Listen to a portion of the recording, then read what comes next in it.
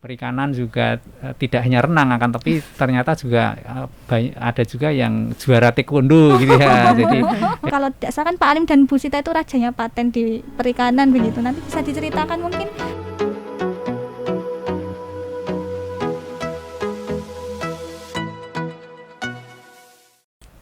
Halo sahabat perikanan, saya Desi Putri Handayani akan menemani bincang-bincang perdana kita di podcast perikanan dengan tema Kenal Lebih Dekat dengan Perikanan UGM.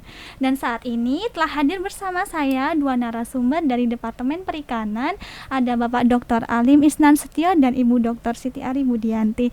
Langsung saja kita sapa kedua narasumber kita.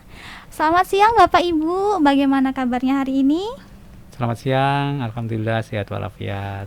Selamat siang Mbak Desi, alhamdulillah sehat. Alhamdulillah, walaupun pandemi masih tetap produktif ya Pak Bu? Insya Allah. Alhamdulillah. Harus Mbak Desi. Oh harus ya. Nah, pada podcast perdana kita akan mengenalkan perikanan kepada sahabat-sahabat perikanan yang ada di sana begitu. Kita langsung saja untuk perikanan UGM itu kan sudah ada sejak lama nggih. Kira-kira ada berapa prodi yang ada di Departemen Perikanan dan masing-masing akreditasi dari prodi-prodi tersebut? Mungkin Pak Alim dulu bisa menjelaskan. Terima kasih Mbak Desi. Kita saat ini mengelola 3 prodi S1, yaitu prodi aquakultur, ini terakreditasi A, dan saat ini sedang menunggu pengumuman untuk akreditasi internasional ASIIN. Kemudian prodi yang kedua adalah manajemen sumber daya akuatik.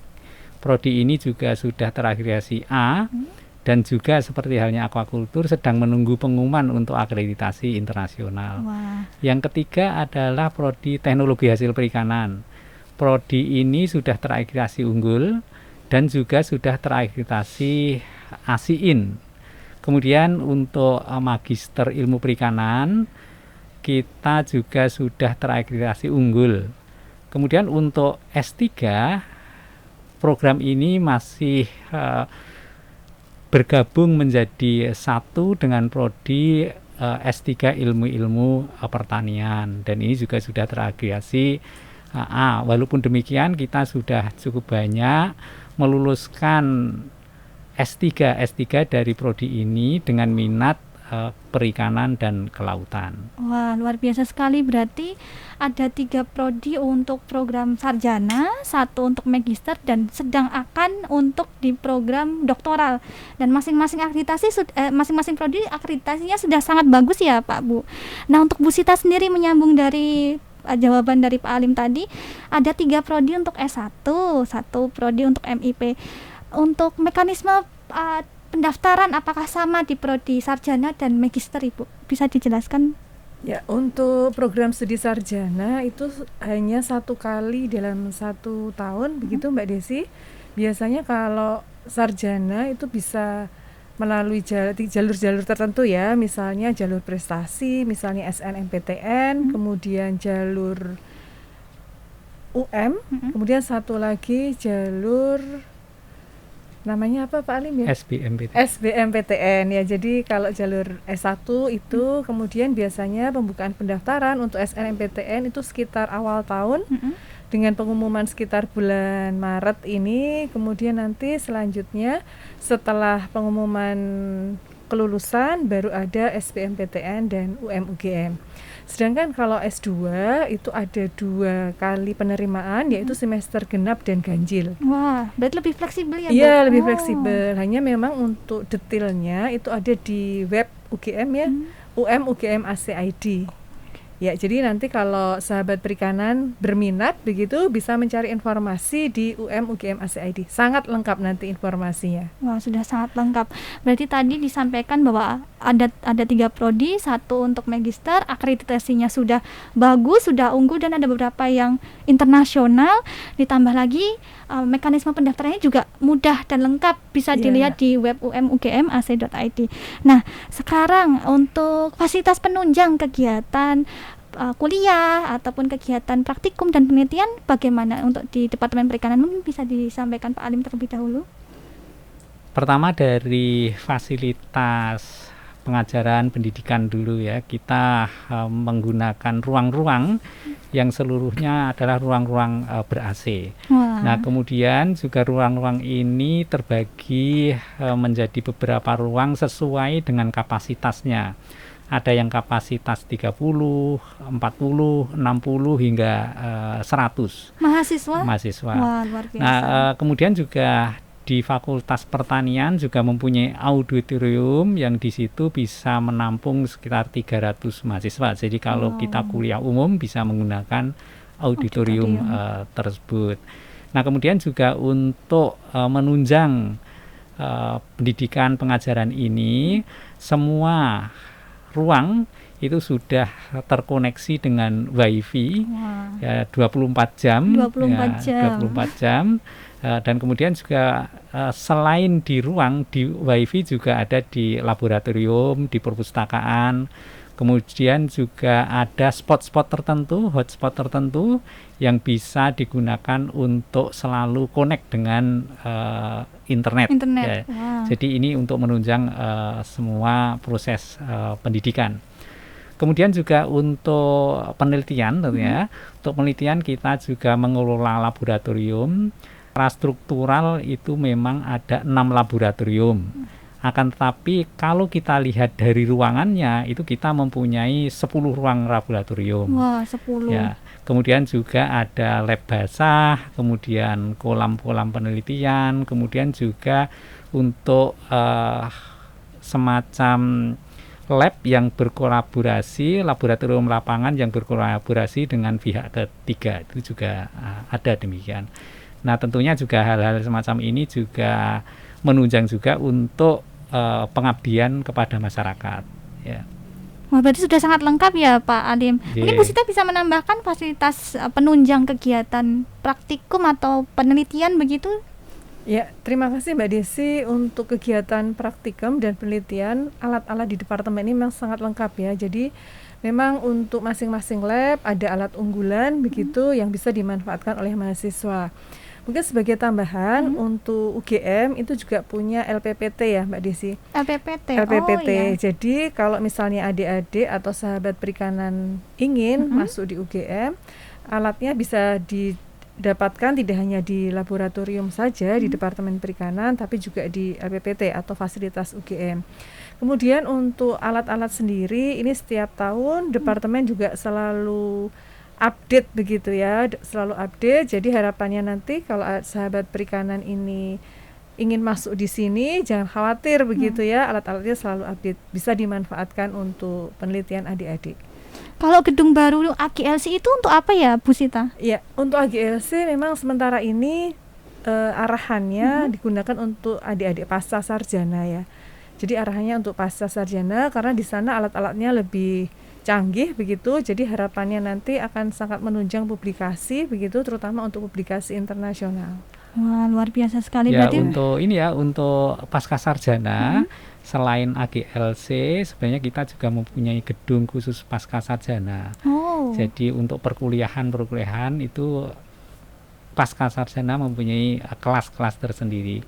Memang dulu di gedung Rahmiwati, kemudian sekarang juga ada di gedung AGLC, Agro Tropical Learning Center, itu di lantai bawah, lantai 1. Lantai 1. Ya, kemudian lantai 2 sampai lantai 6 itu semuanya sampai lantai 6, Pak. Sampai lantai 6 itu biasa. Semuanya adalah ruang-ruang laboratorium.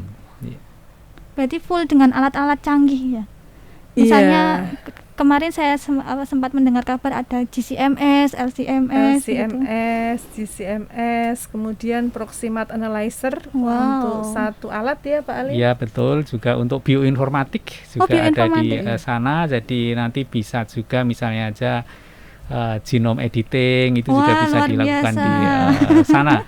Yang kemudian juga untuk manipulasi genetik ikan misalnya dengan menggunakan microinjection juga ada peralatan di sana. Wah, berarti perikanan UGM itu tidak hanya mengenai satu topik tetapi sangat luas ya, mulai dari tadi bioteknologinya bisa, pengolahan bisa, analisis proximat bisa. Jadi sahabat perikanan tidak perlu ragu untuk bergabung dengan kami di Departemen Perikanan karena tadi fasilitasnya sudah bagus, kemudian akreditasinya unggul, bahkan beberapa sudah akreditasi internasional.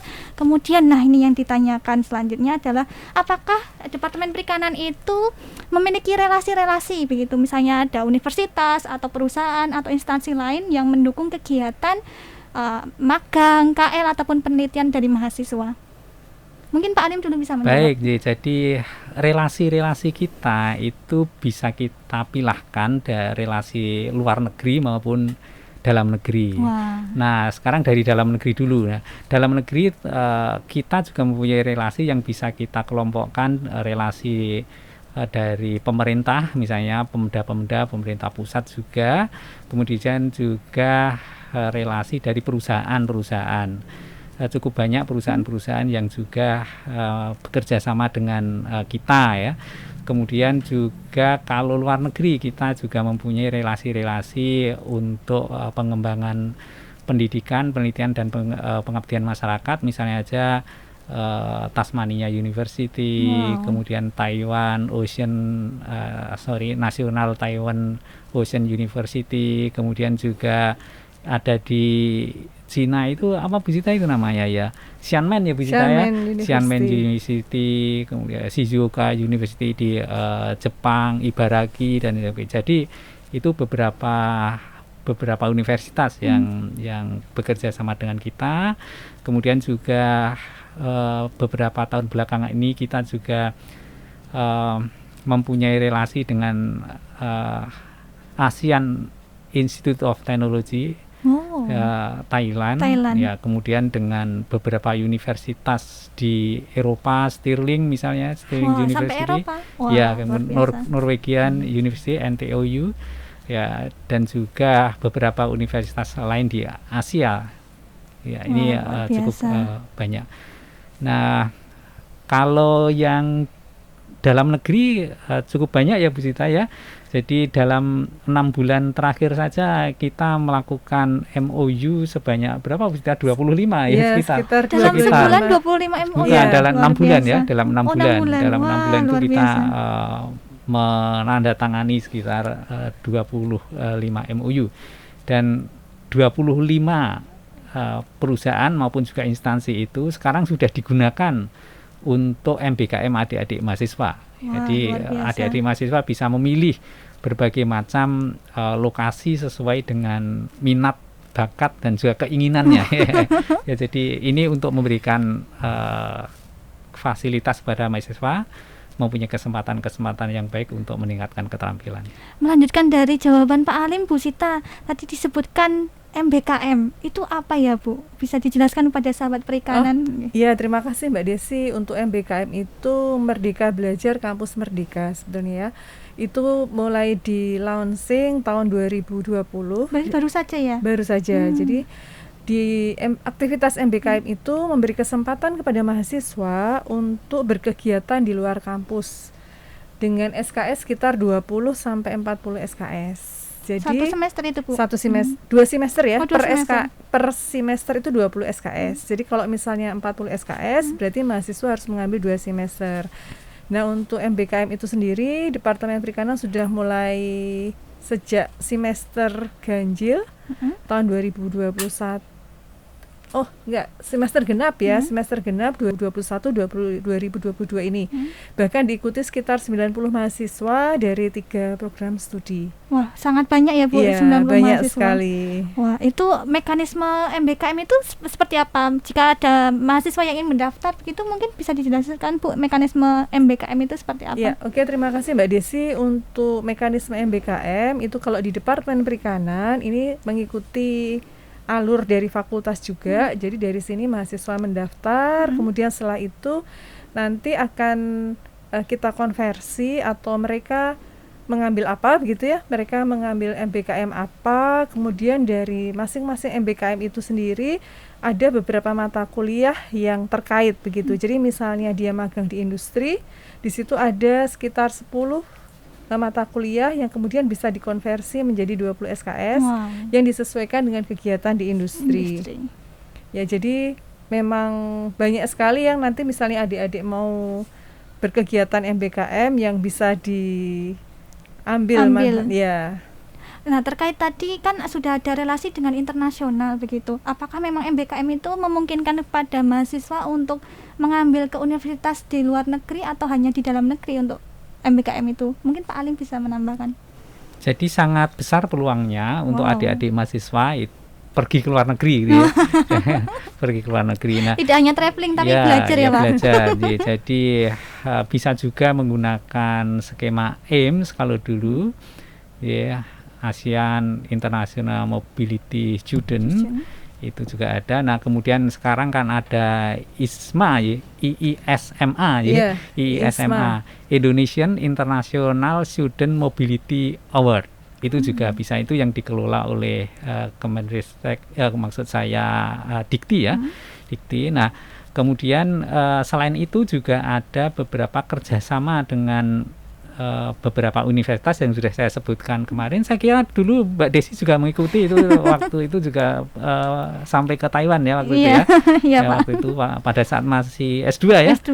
Pada masih S2, jadi waktu itu kan ada International Ocean Camp ya. Summer camp ya. Ya, jadi seperti itu sebagai contohnya saja. Kemudian tentunya ya dengan Xianmen itu selalu ada beasiswa yang tersedia ke sana.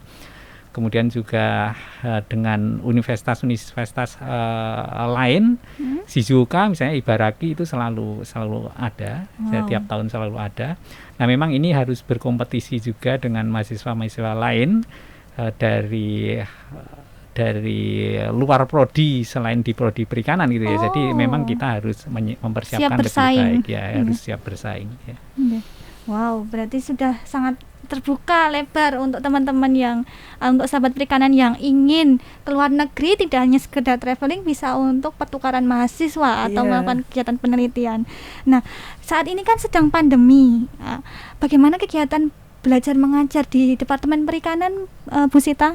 Ya, terima kasih Mbak Desi. Untuk sampai saat ini memang hampir 100% kegiatan perkuliahan itu daring ya, atau online. Nah, kalau untuk praktikum ini memang kami mencoba membuat semacam bauran. Jadi intinya begini, jadi sebagian besar online, hanya sebagian juga adik-adik mahasiswa mencoba kegiatan-kegiatan yang ada dalam praktikum itu untuk dilaksanakan di lokasi masing-masing. Oh, di rumah masing-masing. Di rumah masing-masing. Jadi supaya di sini adik-adik juga paham ya, tidak hanya sekedar melihat YouTube atau melihat video, tapi dia praktek di lokasi masing-masing, di daerah masing-masing.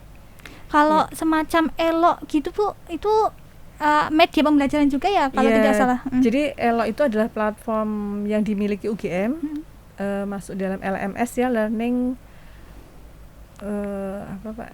LMS Pak Alim? Learning Management System gitu ya, yang dimana di situ banyak kita dosen gitu bisa memberikan informasi kepada mahasiswa, terutama terkait materi perkuliahan, kemudian tugas juga bisa diupload di sana, kemudian diskusi dosen dan mahasiswa juga ada di sana, kemudian adik-adik bisa upload dari dari ujian sampai kemudian video yang dibuat adik-adik pun bisa ya melalui ELO itu. Di ELO, wow, berarti sudah terintegrasi. Sudah terintegrasi. Wah, berarti walaupun pandemi pembelajaran masih tetap jalan begitu nggih, dengan video ataupun dengan sistem ELO tadi. Iya, betul. Wah, luar biasa. Kalau untuk ini prestasi dari tadi kan disebutkan bahwa kita sudah sangat lengkap, kemudian akreditasinya baik. Seharusnya kan prestasi juga banyak begitu. Prestasi dari mahasiswa ataupun dari dosen sendiri, misalnya menemukan paten beberapa obat atau ini, kalau tidak salah kan Pak Alim dan Bu Sita itu rajanya paten di perikanan begitu. Nanti bisa diceritakan mungkin prestasi dari mahasiswa ataupun dosen. Bisa dari Pak Alim dulu untuk prestasi mahasiswa perikanan UGM. Baik, dari mahasiswa atau dosennya dulu, mahasiswa dulu ya. yang muda dulu lah.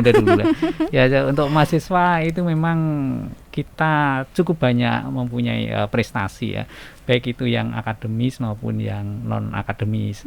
Jadi untuk yang akademis misalnya aja selalu ada yang lolos di PIMNAS gitu ya. Wow, ya, PIMNAS. Itu juga cukup bergengsi bagus, ya Pak, bergengsi itu. Dan Itu juga sangat kita dorong agar mahasiswa selalu berpartisipasi di sini. Nah, kemudian juga yang non akademis itu ada yang membuat cerpen jadi juara juga ada. Perikanan bisa Ya, membuat cerpen juga. Ya. Perikanan juga tidak hanya renang akan, tapi ternyata juga ada juga yang juara taekwondo gitu ya. Jadi ya Luar jadi, biasa. tentunya nyelam juga pinter-pinter gitu karena kita punya unit selam ya. Selam. Kemudian juga ada yang juara dulu sampai ke Turki, itu kayaknya kolamku atau kolam kita itu ya. Itu juga pernah. Semacam itu startup atau startup tentang perikanan gitu ya. Kemudian juga debat itu juga banyak yang juara debat. Kayaknya yang terakhir itu yang masih saya ingat adalah Osaka University Student video contest juga ada video contest ya. Akan tapi juga kalau kita lihat ada juga yang juara lomba tari gitu ya. Ya, jadi menari. Jadi ya, jadi karena kan kalau perikanan itu ada yang ornamental fish itu ya, ya itu menari seperti itu.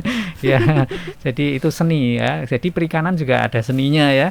Seni untuk mengembangkan produk-produk yang sifatnya bukan hanya untuk konsumsi ya, tapi juga untuk ornamental fish. Untuk dosen kita beberapa waktu yang lalu juga ada yang bisa menghasilkan publikasi terbaik untuk bidang agro misalnya aja. Ya. Siapa itu Pak? Ya, dari perikanan UGM ya? Dari perikanan.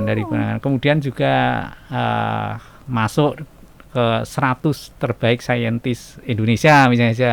Termasuk Pak Alim itu. Pak Alim, selamat Pak Alim. Ada juga banyak juga yang 1000 ada juga, jadi cukup banyak ya. Jadi itu bukan saya lah, itu teman-teman semua gitu ya. Teman-teman semua ya. Nah, kemudian juga tentang paten tadi cukup banyak juga. Misalnya tentang paten vaksin Vibrio misalnya juga ada, dan itu juga sudah komersial, bisa dicari di Tokopedia, itu sudah tersedia produknya juga, sudah cukup lama. Paten-paten tentang misal rumput laut, tentang fukoidan, tentang alginat juga.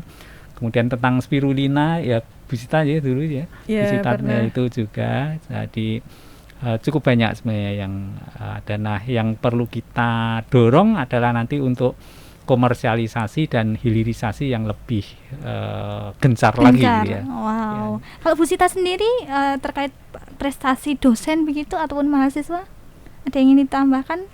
Disampaikan sudah disampaikan. Spirulina tadi Bu ataupun alginat tadi kan berarti ada kemungkinan bahwa rumput laut itu bisa dimanfaatkan begitu. Iya, betul. Karena Bu Sita dari teknologi hasil ya. Iya, betul. Ya, gitu. Jadi kalau dari teknologi hasil perikanan sendiri memang untuk rumput laut sendiri dan spirulina itu mungkin ada dua hal yang bisa dibagi ya Mbak Desi. Yang pertama, apabila diekstrak begitu akan menghasilkan komponen bioaktif.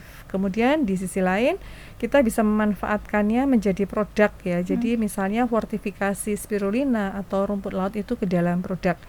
Jadi tidak hanya sekedar ekstrak, tapi juga menghasilkan produk yang bisa untuk dikonsumsi. Bahkan salah satu dosen di perikanan itu juga meneliti pengaruh rumput laut begitu ya, yang difortifikasi ke dalam produk, yang kemudian diteliti sebagai anti diabetes begitu. Jadi cukup banyak sih sebetulnya penelitian dari Prodi THP begitu ya terkait dengan rumput laut, kemudian mikroalga begitu.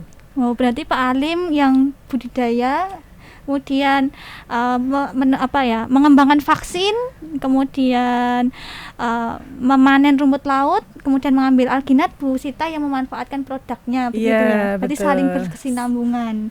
Luar biasa. Kalau tadi alginat itu apa ya Pak Alim? Atau itu dari apanya rumput laut begitu? Mungkin bisa dijelaskan sekilas begitu kepada sahabat perikanan. Ya, jadi kalau ini ya salah satu contoh dari senyawa yang diekstrak dari rumput laut. Alginat memang sebenarnya sudah umum ya Bu Sita ya, di dunia industri pangan dan juga industri manufaktur itu sudah umum alginat digunakan. Nah, ini merupakan senyawa polisakarida yang bisa diekstrak dari rumput laut coklat. Rumput laut coklat misalnya sargassum itu cukup banyak di Indonesia. Dan misalnya aja Padina juga, Turbinaria itu juga cukup banyak di Indonesia. Nah, itu bisa juga diekstrak untuk menghasilkan alginat. Tapi yang paling banyak biomasanya di Indonesia itu adalah sargasum saat ini, sehingga sangat potensial untuk menghasilkan alginat. Wow, luar biasa. Berarti kita bisa memanfaatkan semua aspek gitu ya untuk bidang bioteknologi, untuk pemanfaatan pangan begitu. Nah, tadi kan sudah disebutkan bahwa